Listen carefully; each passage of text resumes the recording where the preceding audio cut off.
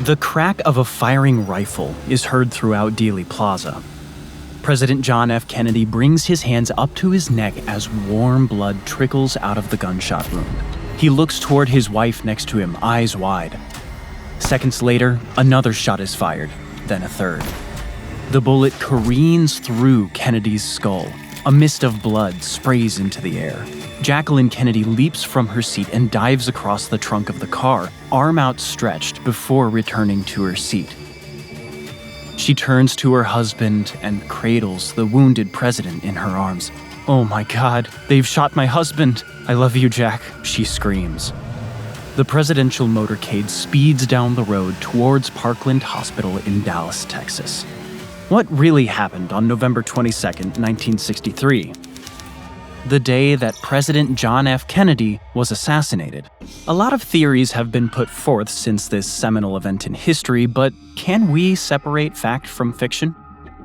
Some theories are supported by mounds of evidence. Others have little to no evidence to substantiate them. We are going to take you back in time to follow the series of events that led up to the assassination of the youngest man ever to be elected as President of the United States. By examining the past along with the very route taken by Kennedy's motorcade that day, we can uncover some key information about what actually happened at 12:30 p.m. on November 22, 1963. This recreation of the JFK assassination will not make wild claims or entertain ideas of unsupported speculation. Instead, it's based on eyewitness accounts, testimony, and photographic evidence to place you in the middle of one of the biggest tragedies in American history. At the end of this journey, you will have the evidence you need to draw your own conclusion of what really happened on the day that Kennedy was assassinated. You may find everything you believe about the Kennedy assassination now might be brought into question, and that you might walk away with a new perspective on this pivotal moment in history. To understand the mechanisms at work, we need to follow John F. Kennedy through time while simultaneously examining the actors, motivations, and key locals in this tragedy. We begin on May 29, 1917, in a white two-story house located at 83 Beale Street in Brookline, Massachusetts, on the outskirts of Boston. Here, John Fitzgerald Kennedy was born into the master bedroom of the second floor of the house. As a newborn, JFK is diagnosed with a number of health issues that will later be identified as Addison's disease. This is one of many health problems that put JFK in constant agony for much of his life. In 1936, JFK graduates from Choate, a boarding school for boys in Wallingford, Connecticut. He begins his first year at Harvard, where his older brother, Joe Kennedy Jr., is already studying. JFK looks up to his older brother, but unknown to anyone at the time, Joe Kennedy's future holds a gruesome fate that will play a pivotal role in thrusting his younger brother onto a path that will eventually lead to his assassination. At Harvard, JFK injures his back while playing football. This injury will plague Kennedy for the rest of his life and will also be a contributing factor on the day he is shot in Dallas, Texas. On September 1, 1939, Nazi Germany invades Poland, marking the beginning of World War II. JFK's father, Joseph P. Kennedy Sr., was appointed as the United States ambassador to England in 1937 and is now in the thick of the conflict as it unfolds in Europe. JFK continues his studies at Harvard, but the thought of enlisting if the United States military to join the war sits in the back of his mind. A little over a month after Adolf Hitler starts World War II, a poor woman living in New Orleans, Louisiana by the name of Margaret Oswald gives birth to her third son, Lee Harvey Oswald. The birth of Oswald has no significance in history at the time, but in the decades to come, he will set out on a path that brings him to the land of the United States' biggest enemy during the Cold War, the Soviet Union. However, it is when Oswald's path crosses with John F. Kennedy's that his mark on history is solidified. In 1941, a year after graduating from Harvard, JFK enlists in the U.S. Navy and joins in the fight to win World War II. He serves as a naval intelligence officer and eventually achieves his goal of captaining a patrol torpedo ship in the Pacific Theater. The vessel is designated PT-109. Joe Kennedy joins the U.S. military as a pilot and is sent to Europe where he will fight the Nazi threat. JFK will come home from World War II a war hero. Joe Kennedy will not come back at all. On August 2, 1943, a pivotal moment in JFK's life occurs. It will elevate John F. Kennedy to the level of war hero in the American household. Lieutenant John Fitzgerald Kennedy stands on the deck of PT-109 as it patrols the Blackett Strait south of Kolombangara in the Solomon Islands. It is a dark and eerily calm night when the Japanese destroyer seemingly appears out of thin air. The 12-man crew of PT-109 scrambles to get the ship out of the way, but there's not enough time. The Japanese vessel, being several times the size of the PT boat, rips through it at top speed as if it were wet paper. The Japanese do not even seem to notice that they struck anything as the destroyer continues on its course, leaving the sinking PT boat behind. During the collision, Kennedy is thrown across the bridge and slams into the cockpit, injuring his already damaged spine even more. The sailors find themselves bobbing up and down in the dark, shark-infested waters of the channel. If we zoom out, we can see that there are islands here, here, and here, but without light, the stranded men cannot see any of the nearby land. In the aftermath of the carnage, 2 crew members, Harold Marney and Andrew Jackson Kirksey, are presumed dead. The surviving men, battered, exhausted, and sickened by fuel fumes, cling to the wreckage of their ship until the rising sun's glow illuminates the horizon. At this point, Kennedy spots a spit of land in the distance and orders his men to swim toward it. One of the sailors on the PT boat, Patrick McMahon, has been drifting in and out of consciousness from the injuries sustained during the collision and is kept afloat by his crewmates. To get the injured sailor to land, JFK puts the strap of McMahon's life jacket in his mouth and begins to swim. With every stroke, searing pain shoots through his spine. Kennedy, a former member of the Harvard swim team, leads the way, towing injured engineer McMahon behind him. Other injured men, unable to swim, are lashed to a plank of wood that the others push and pull through the water. Despite the distance, Kennedy and his crew reach the island, where they assess their situation. The small piece of land is later identified as Plum Pudding, but the men call it Bird Island due to the intense smell of the guano that covers much of the foliage and beach. Likely in excruciating pain from his injuries, Kennedy decides he needs to push onward if his crew has any hope of being rescued. He embarks on a perilous solo swim through the Ferguson Passage, hoping to find any American PT or naval boats in the area. JFK navigates sharp reefs and choppy seas, treading water for over an hour at a time. He eventually returns to Bird Island, where his crew awaits. After taking time to rest and regain some strength, Kennedy decides to set out again the following night. Distraught by the lack of any success finding a way to rescue his men, Kennedy returns to Bird Island, where he determines the group should move to Olasana Island in hopes of locating food and fresh water while also getting closer to the Ferguson Passage. Every moment that the U.S. sailors are stranded, they run the risk of being discovered and captured by Japanese forces. This is on top of the fact that each day the blazing equatorial sun is slowly trying to burn them alive. Once settled on Olasana, Kennedy and a crewmate named George Ross set out in search of help. They reached Nauru Island, the last in the chain, where they encountered 2 indigenous men by the names of Byukugasa and Aroni Kumana. The indigenous inhabitants have been tasked by the U.S. military to scout the island for any Japanese activity operating in the area.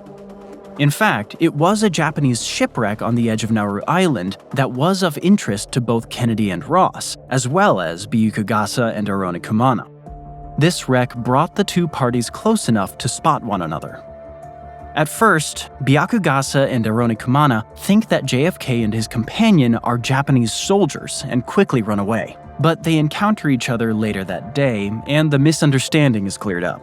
With the help of the islanders, Kennedy scratches a message into the husk of a coconut, signaling their location and requesting rescue. On August 9th, 7 days after the sinking of PT-109, a mission is launched to save the stranded sailors. Kennedy is awarded the Navy and Marine Corps Medal and the Purple Heart for his courage and leadership during the ordeal in the Pacific. The story of PT-109 becomes a pivotal moment in Kennedy's life and future political career by solidifying his image as a courageous leader. The tale, recounted by writer John Hersey in publications like The New Yorker and Reader's Digest, is read by millions around the United States. Before ever stepping foot in the White House, John F. Kennedy has become a household name. After World War II comes to an end and JFK finishes his tour with the US Navy in 1946, he returns to Massachusetts, where his father, former ambassador to England, sits him down for a serious conversation. Joseph Kennedy Jr., JFK's older brother, had been groomed from a young age to go into politics, but when his plane exploded during a top-secret mission over the English Channel, the eldest Kennedy child was lost forever. John F. Kennedy's father convinces his oldest living son that with his Harvard education and memorable time in the military, JFK will make an excellent candidate as a state congressman in Massachusetts. It's clear that Joseph Kennedy Sr. has bigger plans for his son, but starting as a congressman will set him on a path that might eventually lead to Washington, D.C. JFK runs and wins the election in the 11th Congressional District of Massachusetts, which at the time includes East Boston, Charlestown, the North End, Brighton, parts of Cambridge, and Somerville. Interestingly, Brookline, where JFK was born and grew up, has been carved out of the 11th Congressional District, so his hometown is not part of his constituency. Kennedy serves as a congressman in Massachusetts for 3 terms, lasting a total of 6 years, at which point he is elected to the U.S. Senate in 1952, bringing him one step closer to becoming President of the United States of America. While JFK is working his way up through the ranks of U.S. politics, Lee Harvey Oswald is set on a course that will later influence the events of November 22, 1963 in a significant way. In 1956, Oswald joins the U.S. Marines. During his time in the service, he achieves the sharpshooter qualification. Unfortunately for Oswald, 2 years into his service, he faces 2 different court-martials.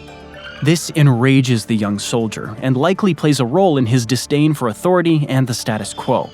It's clear from his time in the military that Lee Harvey Oswald is an intense man who feels the world is out to get him. He finds solace in socialist writings and slowly indoctrinates himself into the ideas of communism.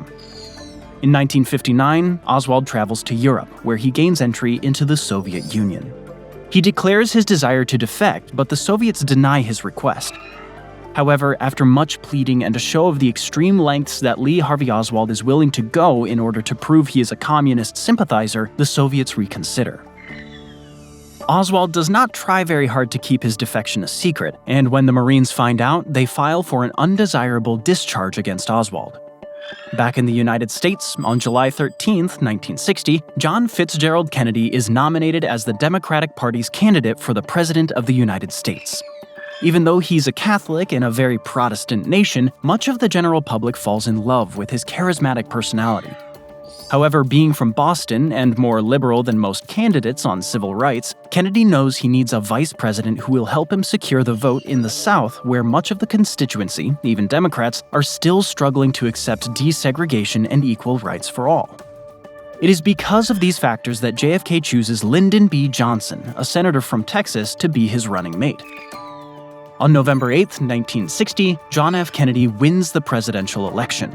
It is one of the closest races in U.S. history, with Kennedy winning the popular vote over Richard Nixon by only 118,550 out of a total of nearly 69 million votes cast. This means that JFK only wins by 0.17% more votes. However, Kennedy's appeal to the urban populace and industrial states gives him a clear majority when it comes to the Electoral College. The Kennedy-Johnson ticket secures 303 electoral votes against Nixon and his vice presidential candidate, Henry Cabot Lodge Jr.'s 219. The moment that JFK is elected the 35th President of the United States, he becomes the youngest president ever elected, the first Catholic elected, and the first president to be born in the 20th century.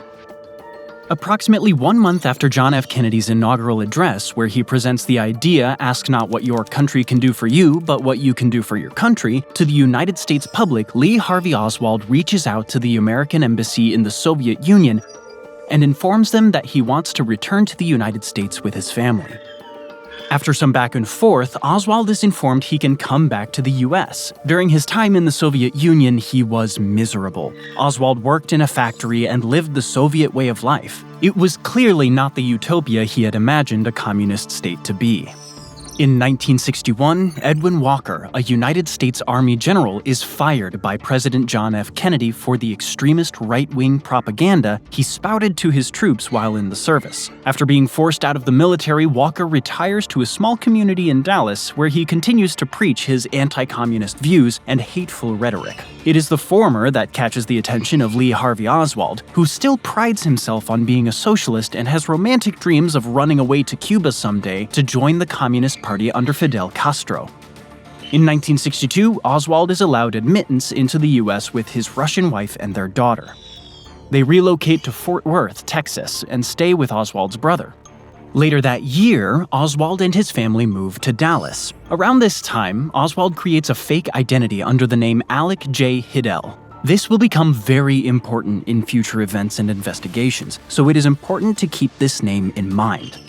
On January 27, 1963, Oswald orders a snub-nosed Smith & Wesson Victory Model .38 Special Revolver from Seaport Traders of Los Angeles. Then, on March 12, 1963, 1 week after Edwin Walker gave a speech calling for the American military to liquidate the communist scourge that has descended upon the island of Cuba, Oswald places a second mail order for a 6.5 by 52mm Carcano Model .38 infantry carbine from Klein's Sporting Goods in Chicago. The rifle had been advertised in the February 1963 American Rifleman magazine. Both weapons were purchased by and delivered to A.J. Hidell. Oswald meticulously plans out a scheme to murder Edwin Walker. He travels across the city and takes reconnaissance photographs of Walker's house. He creates hand-drawn maps of Walker's neighborhood. He even writes a mini manifesto about why he is going to assassinate the former general. On April 10, 1963, Lee Harvey Oswald packs his newly purchased Carcano Model .38 carbine into a bag and boards a city bus. The bus drops him within walking distance of Edwin Walker's neighborhood. Oswald hides in the shadows across from Walker's house and peers down the scope of the rifle. He sees Walker sitting at his desk in the dining room. Oswald lines up the shot and squeezes the trigger. The bullet smashes through the window pane and embeds itself in the opposite wall, missing Walker's head by centimeters. Realizing that he's blown his shot, Oswald takes apart his rifle and runs back to the bus stop before the authorities can arrive. He boards the bus and returns home. Since Walker hasn't been killed, the police investigation is slow to gather evidence. No connection is made between the shooting and Oswald until both after he and President Kennedy are already dead, when Marina, Oswald's widow, is interrogated. In the summer of 1963, Lee Harvey Oswald begins a strange journey.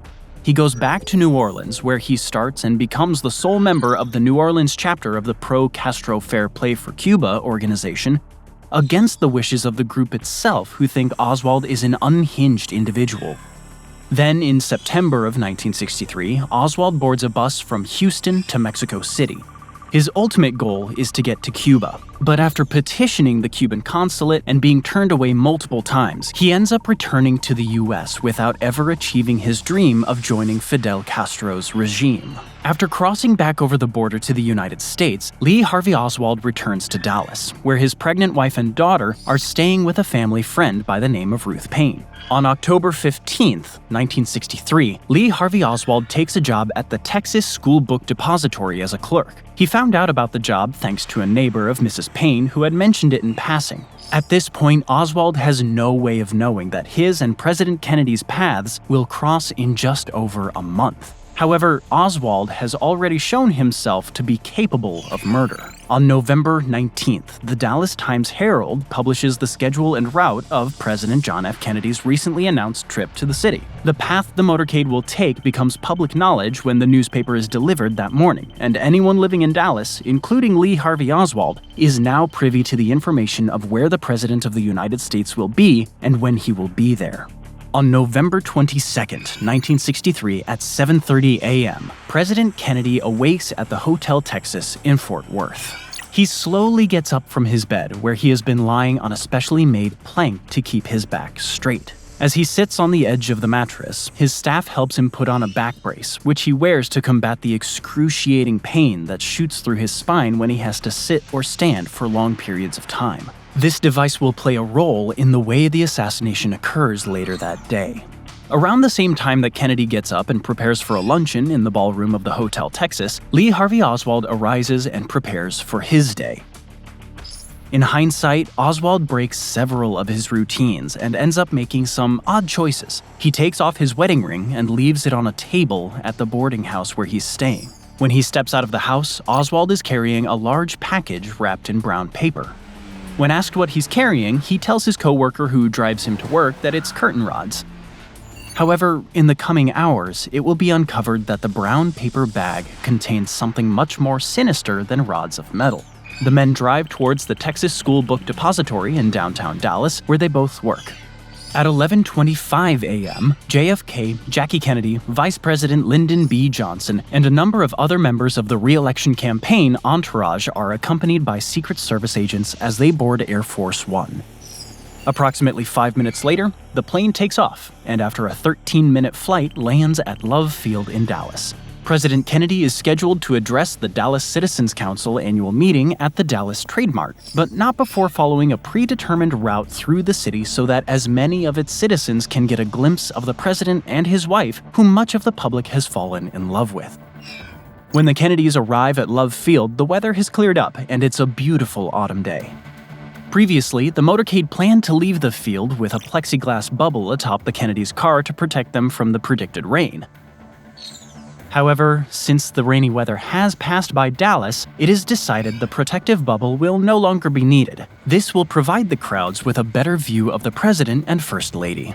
This change in weather that could not have possibly been predicted will give the assassin a clear line of sight to JFK that he might not have had if the car had been outfitted with the plastic bubble as originally planned. When John and Jackie Kennedy step off the plane at Love Field, they are welcomed by approximately 2,000 people. Cheers erupt from the bystanders, and adoring shouts are heard from the fences along the airfield, where people have gathered to get a glimpse of the couple as they step off their plane.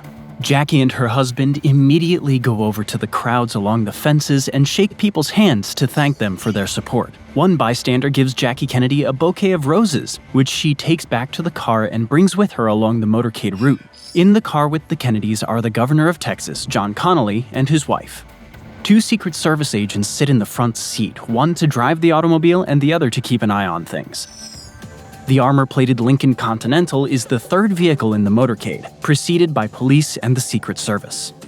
JFK and Jackie are on raised seats in the Continental. It has been specially designed to allow them to be slightly higher up in the car and the center of attention as the motorcade proceeds past thousands of spectators. The Connollys are sitting directly in front of the Kennedys.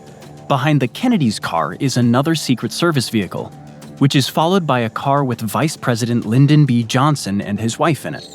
This car is followed by a large entourage of police vehicles, Secret Service agents, and automobiles to carry the press that will be covering the event. The motorcade's route through the city is approximately 9.5 miles long and will take them through several neighborhoods on their way to the Dallas Trade Mart. From the moment that the parade of vehicles begins its journey, the Secret Service and Dallas police are on high alert. Their biggest concern are the bridges that the motorcade needs to travel under, and it's at these locations extra men have been stationed. At approximately 11:55 a.m., the presidential motorcade begins its journey from Love Field along its planned route. They turned left onto West Mockingbird Lane and veer right onto Lemon Avenue. At 12:06 p.m., JFK orders the motorcade to halt when he sees a group of children holding signs asking him to stop on the corner of Lemon Avenue and Lomo Alto Drive. He shakes the kids' hands and signs a number of items. After the brief stop, the motorcade continues on its journey but stops again a few blocks down the road when President Kennedy spots a nun with a group of small children. At 12:15 p.m., a man standing in Dealey Plaza by the name of Arnold Rowland asks his wife if she would like to see a Secret Service agent. He points to the 6th floor of a brick building that is home to the Texas School Book Depository, where a man sits in the window with a rifle. Unknown to Rowland or anyone else at the time, this man is not a Secret Service agent, but the assassin who will shoot John F. Kennedy. The motorcade continues through North Dallas, turns onto Lemon Avenue, and then onto Turtle Creek Boulevard. Turtle Creek eventually changes into Cedar Spring Road, which brings the motorcade closer and closer to downtown Dallas. They take a left on North Harwood Street and follow it for several minutes before taking a right onto Main Street at 12:23 p.m. It is at this point that the Secret Service and the Dallas police become more tense. The police radio for more backup in downtown as the crowds are much larger than anticipated. As the motorcade makes its way onto Main Street, the crowds begin to swell with anticipation. The motorcade slows down so that as many people as possible can get a view of the president, but also as a safety concern due to the amount of people crowding the street. At 12:29 p.m., the motorcade turns right onto North Houston Street. Directly in front of them is the Texas School Book Depository. It is an unassuming 6-story brick building sitting on the corner of Dealey Plaza. If we zoom out to take a look at Dealey Plaza, the park itself is relatively small and contains several open areas and a large mound that will be later described as a grassy knoll. The crowds along North Houston Street are some of the largest that the motorcade has come across. And since the cars need to make a left turn onto Elm Street just over 200 feet down the road, the motorcade has slowed to a crawl. At 12:29 and 45 seconds, the car containing John F. Kennedy makes the left-hand turn onto Elm Street and proceeds towards the underpass that the police and Secret Service have kept a close eye on all day, as the president is extremely vulnerable if someone were to attack from the bridge. At 12:30 p.m. on November 22, 1963, a loud crack echoes across Dealey Plaza. At first, there is uncertainty. Some think the noise is a firecracker, while others assume it is a car backfiring. But it quickly becomes apparent that the noise is a gunshot. Kennedy's expression changes from a smile for the people all around him to a grimace as a bullet enters the back of his neck and exits directly below his throat. Governor John Connally immediately recognizes the sound as a rifle firing and turns around in his seat to look at where he heard the shot come from. His first thought is that this is an assassination attempt. He tries to look and warn Kennedy, but as the bullet exits the president's neck, it continues into Connally's chest, passes through his wrist, and strikes the governor's leg. Connally doubles over as one of his ribs shatters, and the bones in his wrist splinter. He has puncture wounds in his back, lung, chest, and thigh. Multiple witnesses, including a homeless man named James Worrell, a high schooler named Amos Ewens, a steam fitter named Howard Brennan, and several others, later testify that it is at this point that they look up to the 6th floor of the Texas School Book Depository where they heard the sound of the gunshot come from and see a man holding something that looks like a rifle. After the first bullet goes through John F. Kennedy's neck, all he can do is look around in shock. He locks eyes with his wife. The corset that he wears every day that he is out in public keeps the president rigid and upright. Even if there was time, there was no way for Kennedy to slouch down in his seat to get out of harm's way. The president is stuck in an upright position. Jackie Kennedy notices a quizzical look on her husband's face as he raises his left hand to his throat. At 12:30 and 7 seconds, just 7 seconds after the first shot was fired, a second shot rings out. If we shift our view for a moment over to the right side of Dealey Plaza, a bystander by the name of Abraham Zapruder has been filming the motorcade this whole time from a concrete pedestal along Elm Street. He is near the grassy knoll of Dealey Plaza and has been capturing grainy but clear footage of what is happening and what is to come next. 1.5 seconds after the second shot is fired, a third shot explodes across the plaza. It is at 12:30 and 8.5 seconds that the third bullet strikes the back of John F. Kennedy's head and fragments of his skull fly up into the air. A moment after the fatal bullet strikes the president's head, Jacqueline Kennedy jumps out of her seat and climbs onto the trunk of the car. She seems to be picking up pieces of her husband's head that have landed on the trunk, but she will not remember doing this after the fact. Altogether, 3 shots are fired in less than 10 seconds. It is later determined that the first bullet went through Kennedy's neck and struck John Connally. The second bullet went wide and missed the car, and the third bullet was the fatal shot that hit JFK in the head. Moments after the final shot, Bill Greer, the driver of the president's car, pushes the accelerator to the floor and the Lincoln Continental speeds towards the underpass further down Elm Street. Jackie Kennedy cradles her husband's fragmented head in her arms, trying to keep his skull together as blood pours out of the wound. Over the radio, orders are being shouted. The motorcade is ordered to go to Parkland Hospital, where emergency services will be waiting to receive the president. While the president's car speeds off, Howard Brennan, Bob Jackson, a press photographer who is in the back of the motorcade, a news photographer by the name of Malcolm Couch, and many others look up and later testify that they see a man withdrawing a rifle from the 6th floor window of the Texas School Book Depository. By 12:31, the Lincoln Continental has hooked around the ramp connecting Elm Street to North Stemmons Freeway and speeds past the Dallas Trademark, where the president was supposed to end up that day if everything had gone according to plan. Next, the vehicle veers off the freeway and onto Market Center Boulevard, then onto Harry Hines Boulevard, which brings the car containing JFK, Jackie Kennedy, and the Connollys to Parkland Hospital. Chaos erupts in Dealey Plaza as people flee for their lives. The crowd is in panic, and the police are fighting to regain control of the situation and locate the shooter. A police motorbike officer named Marion Baker sprints into the Texas School Book Depository and runs into the superintendent of the company. He escorts Baker upstairs as they look for any sign of a shooter in the building. On the 2nd floor, the pair bump into a man with an expressionless look on his face. Baker pulls his gun and tells the man to halt. The superintendent intervenes and tells Baker that it's all right. He knows this man because he works in the building. Baker lowers his gun and the employee is allowed to continue on his way. This person who was let go would later be identified as Lee Harvey Oswald. At 12:37 p.m., the motorcade reaches Parkland Hospital. Paramedics rush out of the emergency entrance to attend to the wounded president.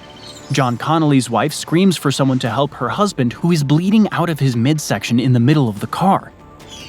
However, for what seems like an eternity, no one tends to the governor as everyone tries to assess the condition of the president. In the back seat of the vehicle, Jacqueline Kennedy cradles her husband's head in her lap. Secret Service agents and medical personnel ask her to let go of his body, but she remains motionless, refusing to loosen her grip. When Agent Clint Hill, who had jumped on the back of the Kennedys' car in Dealey Plaza after the shots were fired, pleads with the First Lady to let the doctors help her husband, she turns to him and tells Hill that her husband is already dead, and that she wants everyone to just leave them alone. Finally, Jacqueline Kennedy lets go of her husband's body and he is brought into the trauma room. An army of medical professionals floods into the room to attend to the president. His body lies on the operating table, his chest barely moving up and down. Blood is everywhere. At this point, it's clear to many that President John F. Kennedy is already dead. The Secret Service secures Vice President Lyndon B. Johnson and rushes him back towards Love Airfield, where Air Force One is being prepped to fly him back to Washington, D.C. Approximately 15 minutes after Kennedy is brought into Trauma Room 1, his heart stops beating. A Catholic priest is brought in to read the last rites, and President John Fitzgerald Kennedy is officially pronounced dead on November 22, 1963 at 1 p.m. Central Standard Time. At 1:06 p.m., back at the Texas School Book Depository, Dallas police officers locate a sniper's nest by a window looking out over Dealey Plaza on the 6th floor of the building. On the floor sits a long brown paper bag that has been crinkled up and 3 spent cartridge casings. However, they have not yet found the gun that killed the president. Police officers scour the entire building, looking for any sign of the assassin or his weapon. While the police are searching for the rifle in the Texas School Book Depository, an officer by the name of J.D. Tippett is driving through the suburban Oak Cliff neighborhood of Dallas. This neighborhood is just southwest of the downtown city center. Based on eyewitness accounts of the shooter on the 6th floor of the Texas School Book Depository from Dealey Plaza, the police have been alerted to look for an unknown white male around the age of 30 with a slender build, a height of 5 feet 10 inches, weight 165 pounds, and reported to be armed with a rifle. Tippett spots a man vaguely matching the description of the shooter, but it is more than that catches his eye. The man is constantly looking over his shoulder and acting in a shifty manner. Tippett decides to follow the man for a little while to observe him and see if his erratic behavior continues. At 11 p.m., Tippett decides to pull over and speak to the man. He stops the squad car and rolls down his window just past East 10th Street and Patton Avenue. Several people see Tippett get out of his squad car and walk toward the man he had been speaking to. The man pulls out a pistol and shoots J.D. Tippett 4 times, killing him. In downtown Dallas, the police find an Italian-made Mannlicher Carcano 6.5mm rifle, serial number C2766, equipped with a Japanese sight underneath some boxes of the 6th floor of the Texas School Book Depository. At the same time that the rifle is discovered, police have been informed that J.D. Tippit has been shot, and they are now on the lookout for a man with a similar description to the Dealey Plaza shooter for the murder of Tippit. When the clock strikes 1:38 p.m. in Dallas, Walter Cronkite announces to the world that John F. Kennedy, the President of the United States of America, has passed away. When he announces that Vice President Johnson is presumably on his way back to Washington to assume the oath of office, his voice breaks. Cronkite, along with the rest of the nation, are grief-stricken. Back in Oak Cliff, a shoe shop manager named Johnny Brewer, working on Jefferson Boulevard, sees a man walking along the street acting oddly. The man is continuously looking over his shoulder as if to make sure he's not being followed. Brewer watches as the man ducks into a movie theater across the street. After consulting with the ticket seller, they decide to call the police and tell them about the odd behavior and description of the man who snuck into the theater. The police arrive at the cinema around 1:48 p.m. A group of armed officers enter the theater and scan for the man matching the description of their suspect. 3 rows from the back sits a solitary figure. The police surround the man and tell him to stand up slowly. He responds, "Well, it's all over now." In the next instant, the man reaches for something. The police dive towards the suspect and a fight breaks out. The man is clearly trying to pull a gun on the officers, but after several blows, the police subdue him.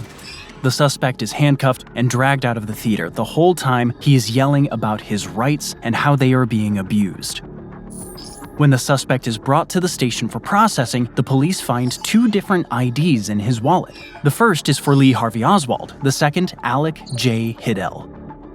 At 2:15 p.m., an announcement goes out to all law enforcement that the man suspected of shooting Officer J.D. Tippit and possibly the president has been arrested and is in custody. While this is happening, John F. Kennedy's body is being loaded onto Air Force One as Lyndon B. Johnson, Jackie Kennedy, and an entourage of agents board the plane. The aircraft sits motionless on the tarmac for another 15 minutes, waiting for Sarah Hughes, a federal judge in Dallas, to reach the plane. It has been decided that Lyndon B. Johnson must be sworn into office as soon as possible in order to maintain continuity and the power of the president. At 2:30 p.m., Hughes reaches Love Field. 8 minutes later, the swearing-in ceremony begins aboard Air Force One. The cabin is so full of people that there is barely space for anyone to move. Standing on one side of the president-to-be is his wife, Claudia Alta Johnson. On the other side is Jacqueline Kennedy, still in the blood-soaked jacket she had been wearing when her husband was murdered. As the newly sworn-in president takes off and heads back to the Capitol, the Dallas police have dispatched officers to the boarding house where Lee Harvey Oswald has been staying. A separate unit is sent to pick up Oswald's wife in Irving. The boarding house is located in the Oak Cliff suburb on North Beckley Avenue, where investigators find large numbers of books on communism along with a Soviet passport with Lee Harvey Oswald's name and photograph from his time as a defector. At 5 p.m., Air Force One lands at Andrews Air Force Base in Maryland with the body of the former president and the new president on board. Robert Kennedy, the Attorney General and brother to JFK, waits for the passengers on board to disembark. Robert was very close with his brother and had been informed of his assassination by the head of the FBI, J. Edgar Hoover, before it was broadcast to the world. John F. Kennedy's body is taken to Bethesda Naval Hospital for an autopsy, while Lyndon B. Johnson proceeds to the White House. Back in Dallas, Lee Harvey Oswald is being interrogated by expert interrogator Captain J.W. Fritz. Even though Oswald continuously argues that he had nothing to do with any of the murders, his tone of voice and body language is not that of an innocent man. There is no frantic plea or anger in his voice. Instead, he is solemn and snarky, as if he were a teenager who had just been caught doing something wrong. While the interrogation is going on at the Dallas Police headquarters, an unassuming man wanders around the station by the name of Jack Ruby. He is a nightclub owner in the Dallas area, and although he is friends with many of the police officers, he has no business being at the station, especially at this moment in time. Yet somehow he is allowed into the station with a bag of roast beef sandwiches, which he distributes to the officers as he talks to them about what's going on. All the while, a murderous plot begins forming in Jack Ruby's mind.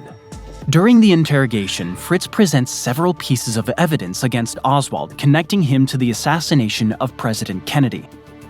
The police have the spent cartridges, the brown paper bag, and the rifle itself from the Texas School Book Depository where Oswald works.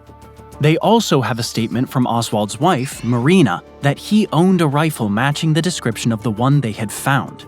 On the stock of the rifle, they're able to lift a palm print, which will later be matched to the palm of Lee Harvey Oswald.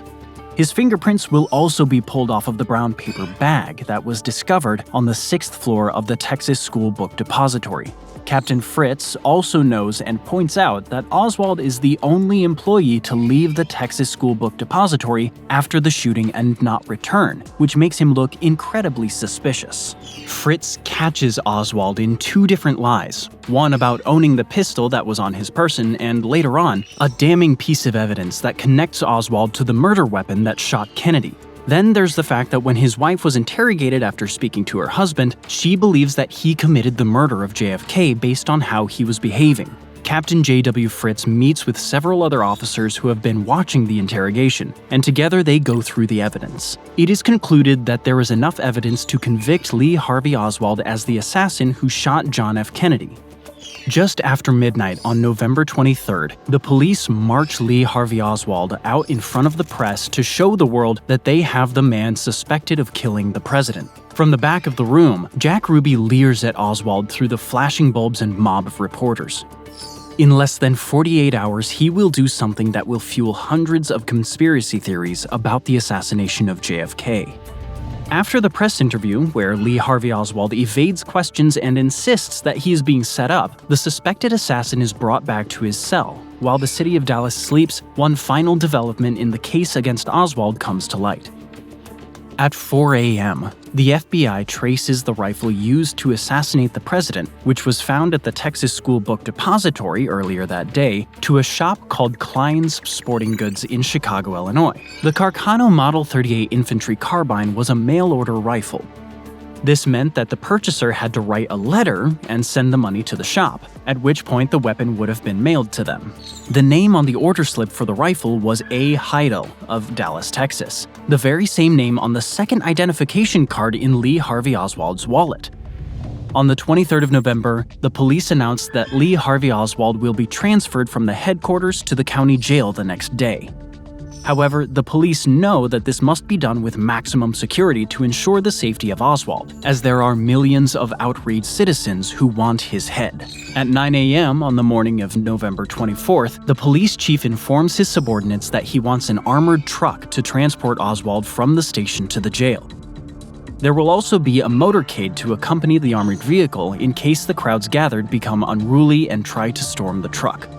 At 11:17 a.m. on November 24th, Jack Ruby is filling out a Western Union money order, only steps away from the Dallas police headquarters that he will mail to a stripper who works at one of his nightclubs. There is one person ahead of him in line. If their order had only taken seconds longer, key elements of the Kennedy assassination that elude us today may have been answered. At 11:19 a.m., Lee Harvey Oswald is handcuffed, taken out of his cell, and escorted through the police station towards the convoy that will take him to the county jail. The entourage of officers surrounding Oswald pile into the elevator in the police station and descend to the basement level of the building. There are currently 70 policemen stationed in the basement for security, along with reporters and cameramen. Moments earlier, the plan for transferring Oswald had changed. It has been decided that the armored truck will attract too much attention and be too big a target for the mobs that have gathered. Therefore, the convoy will be a decoy, and Lee Harvey Oswald will instead be brought to the jailhouse in an unmarked police car. At 11:20 a.m., the trucks and cars to transport Lee Harvey Oswald are moved into position. Since the motorcade consists of so many vehicles, this takes some time, during which the officers outside of the station are distracted. As this is happening, Jack Ruby proceeds down the outside ramp that leads to the basement of the police station. No one notices him, as they are all focused on the organization of the motorcade. He walks through the door into the basement without being stopped. At the other end of the basement, the elevator door opens and Lee Harvey Oswald is escorted out. As the officers with Oswald open the doors to the garage, they are blinded by flashing bulbs and camera lights. The press floods forward. Ike Pappas from CBS News shouts, "Mr. Oswald, do you have anything to say in your defense?" Simultaneously, a man from the back of the crowd lunges forward, pushing through the reporters. He is holding a pistol in his right hand. The police officers all recognize the gunman. One of them shouts, "Jack, you son of a bitch, don't do it." But it's too late. Jack Ruby pulls the trigger and fires a bullet directly into Lee Harvey Oswald's stomach. The police wrestle Ruby to the ground and get the gun away from him. Other officers rush to Oswald, who is bleeding out on the floor of the basement. One of them asks if there's anything he wants to tell them. Lee Harvey Oswald remains silent for a moment and then passes out. Within minutes, Oswald is brought to Parkland Hospital, where 2 days prior, John F. Kennedy was pronounced dead. Two of the same doctors who operated on JFK also operate on Lee Harvey Oswald. Oswald has lost a massive amount of blood, but for a moment, the doctors think he will pull through. However, it is not to be.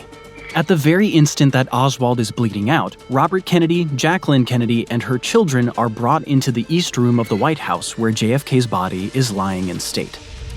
At 1:07 p.m. on November 24, 1963, 2 days and 7 minutes after President Kennedy was declared dead, Lee Harvey Oswald passes away in the same hospital and in the room next to where the former president was given his last rites. It is at this moment that any confession or understanding of why Lee Harvey Oswald killed John F. Kennedy is lost forever. It is also the moment when conspiracy theories are allowed to run rampant and disseminate through the American consciousness.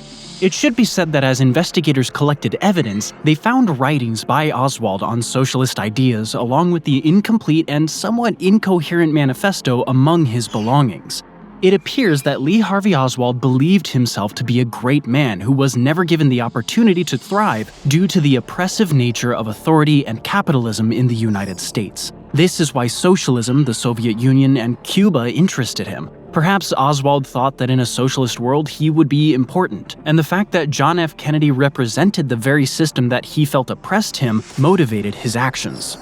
On November 25, 1963, on John F. Kennedy Jr.'s third birthday, he salutes his father's casket as it is laid to rest in Arlington National Cemetery. On November 29th, President Lyndon B. Johnson establishes the Warren Commission to formally investigate the assassination of the president and to uncover if Lee Harvey Oswald was, in fact, the man who killed Kennedy or if there were any other entities involved. On September 24, 1964, the Warren Commission presented its findings. The investigation has gathered eyewitness testimonies, huge amounts of evidence, and the conclusion of experts to come to the conclusion that there is no evidence that either Lee Harvey Oswald or Jack Ruby was part of any conspiracy, domestic or foreign, to assassinate President Kennedy.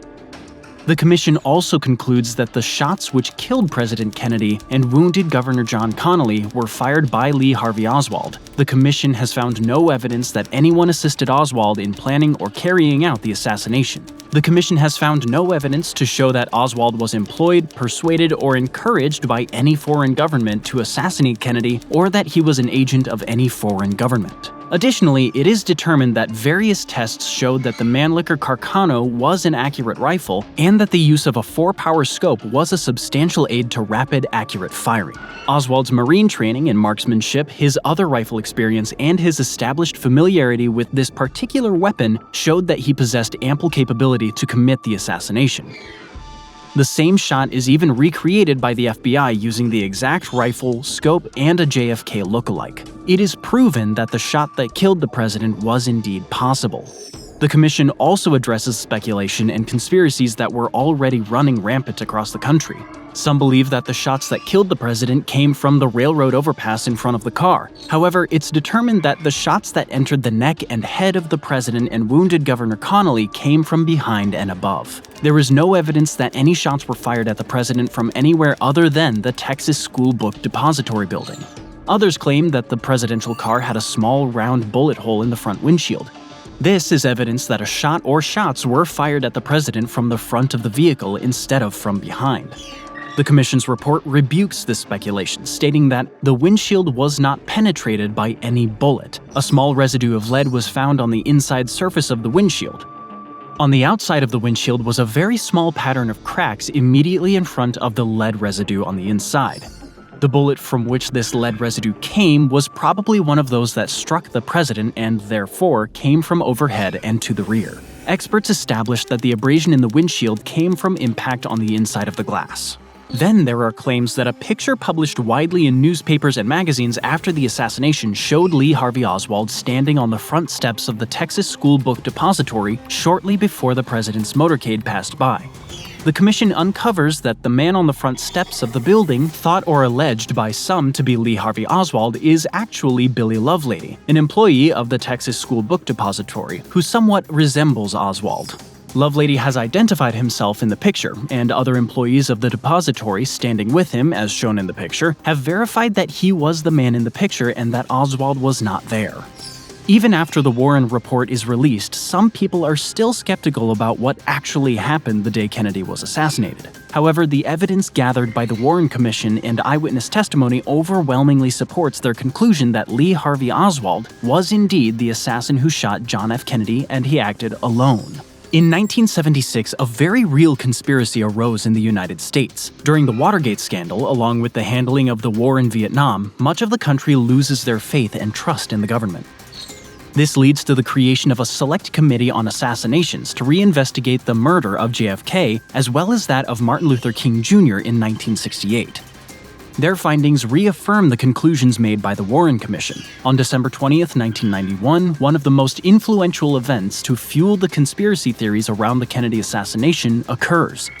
It is on this date that Oliver Stone's widely popular film JFK hits theaters. At this point, many in the general public begin to once again question the validity of the Warren Commission's conclusion and the events that occurred on the day Kennedy was assassinated. It is clear that some individuals forget that Stone's film is a work of fiction and not fact. In 1992, as conspiracy theories around the Kennedy assassination hit their height, the government passes the President John F. Kennedy Assassination Records Collection Act, mandating the eventual publication of all unreleased documents related to the incident. This law is signed into existence by President George H.W. Bush, and a date is established for the release of the documents in October 2017.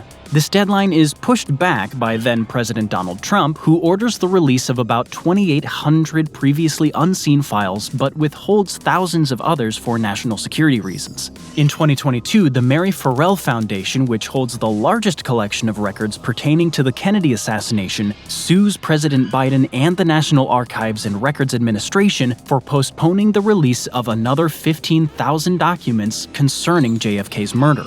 The Biden administration once again cites security reasons as the reason that these documents cannot be released. Based on the evidence we currently have, and using Occam's razor, which states that given two options to a problem, the simpler explanation tends to be the correct one, we must conclude at this time that Lee Harvey Oswald assassinated JFK for a reason that we will never know, as he was killed before a confession was secured. Could new evidence lead to a new conclusion being drawn? Absolutely. This is the beauty of science and the search for the truth. A theory can be changed, disproven, or modified when new evidence comes to light. We should not stop looking for the truth, but we should not grasp onto conspiracy theories that lack any significant evidence to satisfy our curiosity and beliefs. Until more concrete evidence is found, the best explanation for JFK's assassination is that Lee Harvey Oswald was a disturbed man who shot 3 bullets at the president's car, one of which went through Kennedy's neck, another that missed the car entirely, and a third that struck at the back of JFK's skull and killed him.